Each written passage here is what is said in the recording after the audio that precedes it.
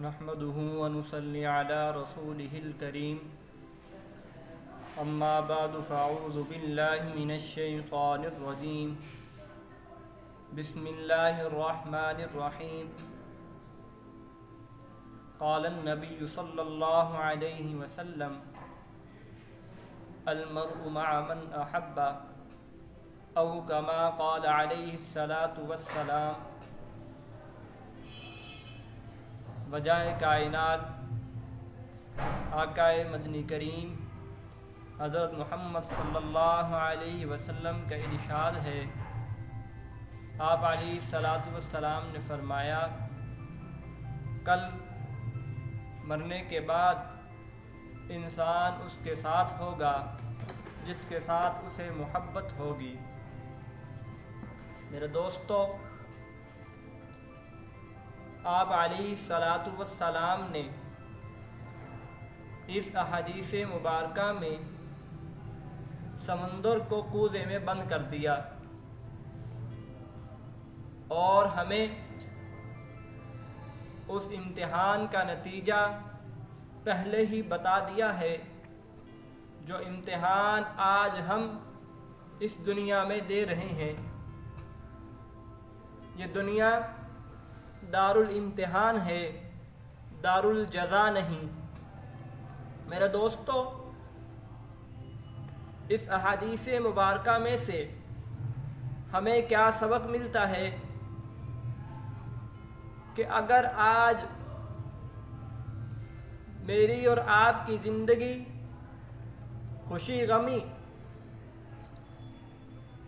اوروں کے طریقوں پر ہوئی تو کل قیامت کے روز میرا اور آپ کا اٹھنا بھی اوروں کے ساتھ ہوگا۔ اگر میری اور آپ کی زندگی خوشی غمی آپ علیہ الصلاۃ والسلام کے طریقوں پر ہوئی تو انشاءاللہ کل قیامت کے روز میرا اور آپ کا اٹھنا آپ علیہ الصلاۃ والسلام کے غلاموں میں ہوگا۔ میرا ایمان کہتا ہے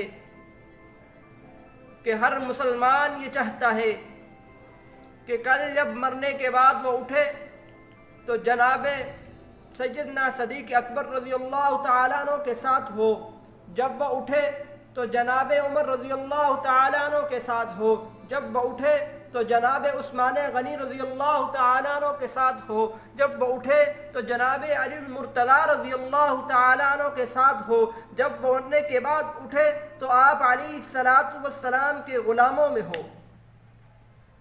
میرے سوشل میڈیا کے دوستو، میں آپ کو حضور علیہ الصلاۃ والسلام کے اس سبق کی طرف متوجہ کرنا چاہتا ہوں